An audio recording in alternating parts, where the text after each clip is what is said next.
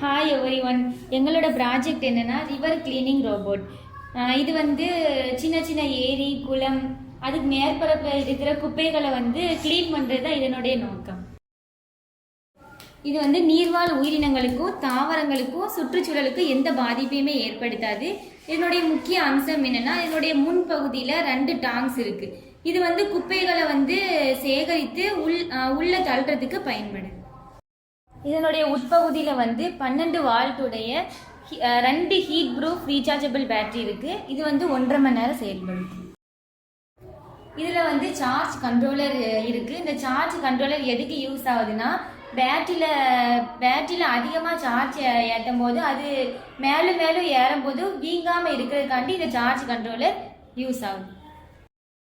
இதில் வந்து ஒரு சென்சார் இருக்குது. இது எதுக்கு யூஸ் ஆகுதுன்னா, ஒய்ஃபை கனெக்ஷனுக்கும் அதுக்கு முன்னாடி பெரிய கல்லோ அல்லது உயிரினங்களோ ஏதாவது வந்துச்சுன்னா அதுலேருந்து விலகி போகிறதுக்காண்டி இது செயல்படுது. இதில் ப்ரொப்பலர் வீலுக்கு பதிலாக நாங்கள் 2 பக்கமும் இம்பலர் வீல் பயன்படுத்தியிருக்கோம். இந்த இம்பலர் வீல் வந்து தண்ணியில் ஈஸியாக மூவ் ஆகிறதுக்கு ஹெல்ப் பண்ணும்.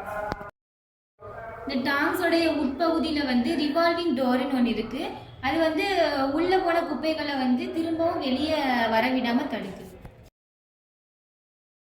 Sensor, charge controller, battery, backup battery இது எல்லாமே இருக்கிற கம்பார்ட்மெண்ட்டை வந்து வாட்டர் ப்ரூஃப் இருக்கிற மாதிரி டிசைன் பண்ணியிருக்கோம்.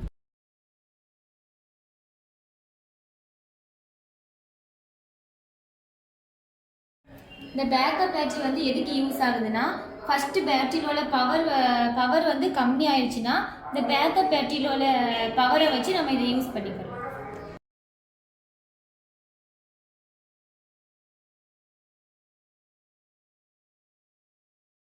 இதில் 3 பார்ட்டாக இருக்கிற கண்டெய்னர், பேட்டரி கம்பார்ட்மெண்ட், அதுக்கு மேலே இருக்கிற டாப் இது எல்லாத்தையுமே தனித்தனியாக எடுத்து க்ளீன் பண்ணி மறுபடியும் அட்டாச் பண்ணிக்கலாம்.